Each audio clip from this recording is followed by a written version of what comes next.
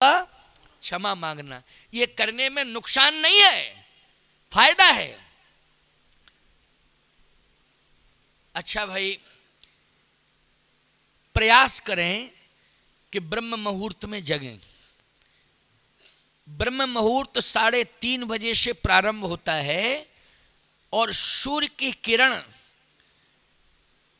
न निकल पावे उसके पहले उठने का अभ्यास बनाओ। सूर्य की किरण न निकल पावे उसके पहले उठने का अभ्यास बनाओ। हाँ, विशेष परिस्थिति में, आप रात्रि में कोई विशेष परिस्थिति आ गई, विलंब से सोए तो आप विलंब से जग रहे हैं, लेकिन ये नियम नहीं है, इसको नियम मत बनाना, क्योंकि अपवाद है।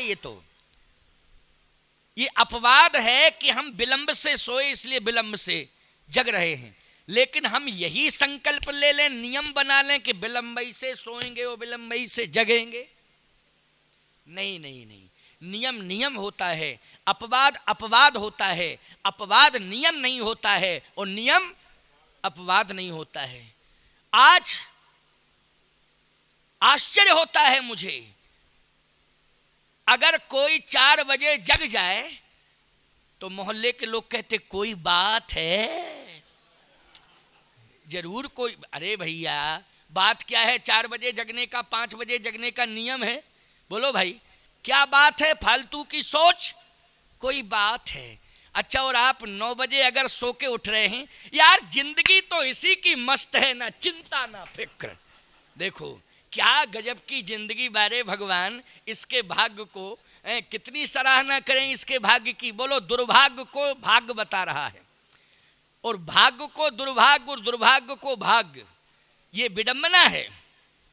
इसलिए मैं कहता हूं, आज जिंदगी के उत्तर यदि उत्तरकांड से तुम लेना चाहते हो तो हम ये बताना चाहते हैं कि विषम और विशेष परिस्थिति में आप विलंब से सोएं और विलंब से जगें, लेकिन नियम ना बनाएं कि हम विलंब से ही सोएंगे और विलंब से ही जगेंगे। आपको ब्रह्म मुहूर्त में कोशिश करनी चाहिए, 5 बजे तक जग जाओ, 5:30 बजे तक जग जाओ, है? लेकिन सूर्य भगवान जगाते हैं और उसमें भी अब आदमी ने पर्दे डाल दिए कि जरा सा भी वो हुआ तो पर्दा, कि डिस्टर्ब मत करो, डिस्टर्ब मत करो। पर्दा डालने का मतलब क्या है? बोलो भाई, हमको डिस्टर्ब मत करो। अरे राम राम राम राम, कितनी हल्की सोच और कितनी विडंबनास्पद सोच है मानव की। बोलो भाई, आचार्य श्री राम शर्मा का एक बहुत बढ़िया कोटेशन है, बहुत बढ़िया बात उन्होंने कही, उनके कोटेशन बहुत अच्छे हैं। उन्होंने कहा, अपना अपना करो सुधार तभी मिटेगा भ्रष्टाचार, हम बदलेंगे युग बदलेगा, हम सुधरेंगे युग सुधरेगा। बहुत बढ़िया बात उन्होंने कही है। तो मैं कहना ये चाहता हूँ कि दिनचर्या और रात्रिचर्या ये दोनों आपकी संयमित हो जाएं। किसी ने कहा कि ब्रह्म मुहूर्त में उठने से लाभ क्या है, तो डॉक्टर कहता है, वैद्य कहता है कि स्वास्थ्य लाभ। वैद्य क्या कहता है? स्वास्थ्य लाभ, निरोगी काया। ये बात बिल्कुल सत्य है, लेकिन केवल एक ही लाभ नहीं है कि निरोगी काया, स्वास्थ्य लाभ, केवल एक ही लाभ नहीं है। दूसरा क्या लाभ है? बोले, इसका नाम है ब्रह्म मुहूर्त। बोलो, कोई भी काम तुम करते हो, शुभ काम, तो मुहूर्त ही दिखवाते हो कि नहीं दिखवाते हो? क्यों? बेटा बेटी के विवाह में क्या दिखवाते हो? मुहूर्त है। कथा करवाते हो, क्या दिखवाते हो? मुहूर्त। कहीं यात्रा प्रारंभ करते हो, किसी सफलता के लिए आप जा रहे हो, उसमें भी आप पूछते हो कि कोई अच्छा मुहूर्त बताओ जिसमें हम यात्रा प्रारंभ करें, हमारा काम सफल हो जाए, वो मुहूर्त बताओ। हमेशा मुहूर्त।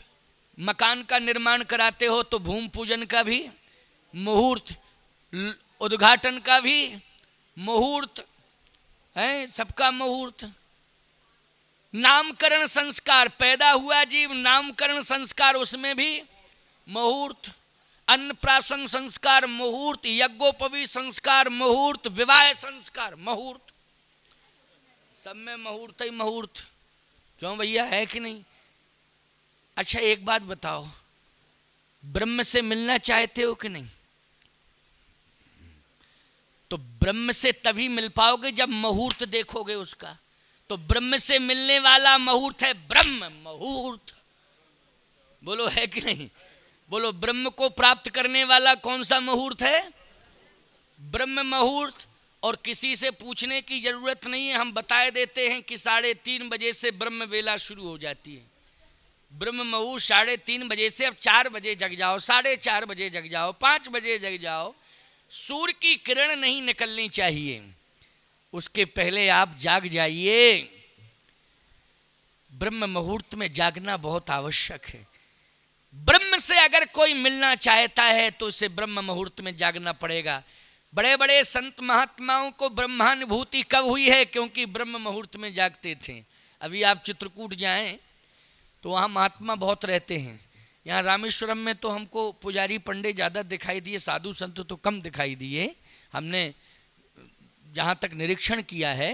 क्योंकि हम तो सुबह प्रातः निकल जाते हैं, 4 किलोमीटर जाना, 3.5 जाना, 3.5 आना, 7 किलोमीटर लगभग मॉर्निंग वॉक करता हूँ मैं। तो सुबह निकलता हूँ तो ना जाते महात्मा दिखाई देता ना आते मिलता हमको, और हम ही जाते दिखाई देते, हम ही आते। समझ रहे? ये हमने अनुभव किया है। लगभग मुझे 6 दिन हो गया है जाते जाते यहाँ। 6 दिन, पहले दिन तो नहीं जा पाया था शायद मैं, क्योंकि आया ही था, तो 6 दिन तो कंप्लीट हो गए। आज भी गया, लेकिन पंडे पुजारी तो मिले, तिलक लगाए हैं और पूजा पाठ करने के लिए आ रहे जा रहे, दर्शन के लिए जा रहे। लेकिन महात्मा, ना तो सन्यासी परंपरा का महात्मा कोई दिखाई दिया, ना वैष्णव परंपरा का कोई महात्मा दिखाई दिया, ना रामानुजी परंपरा का कोई महात्मा दिखाई दिया। हाँ, पुजारी हर संप्रदाय के दिखाए। अभी रामानुजियों का मठ है, उसमें सुबह एक पुजारी पूजा कर रहा था, तो वो तो रामानुजी ही होगा, पुजारी है वो। लेकिन संत वेश हमको दिखाई कम दिया रामेश्वरम में। लेकिन चित्रकूट, अयोध्या आप जाएं, वृंदावन जाएं, हरिद्वार जाएं, नैमिष जाएं, हरिद्वार जाइए, नैमिष जाइए, वृंदावन जाइए, चित्रकूट जाइए, अयोध्या जाइए, बोलो भाई, आपको संत बहुत दिखाई देंगे। मैं कहना ये चाहता हूं कि आप चित्रकूट का अनुभव विशेष रूप से मैं बता रहा हूं। मेरे यहाँ मैंने कहा नहीं, 100 से अधिक तो संत रहते हैं और लगभग पूरी संख्या 200 की है, लेकिन 100 से अधिक महात्मा ही रहते हैं। 3:30 बजे राम राम की धुनी सुनाई देगी आपको, 3:30 बजे, और कमंडल की छनकार खनकार और वो सब स्नान, सारी बातें, मंदाकिनी चले जा रहे, कोई संत आ रहे हैं, परिक्रमा कर रहे हैं, ये सब आपको दिखाई देगा वहाँ। चित्रकूट का अनुभव बता रहा हूँ मैं आपको। क्यों? इसलिए कि ये सब ब्रह्म की तलाश में है। किसकी तलाश में है? धाम में रह रहे हैं, ब्रह्म की, मानी भगवान की तलाश में है।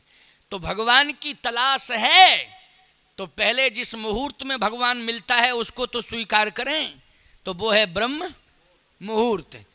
एक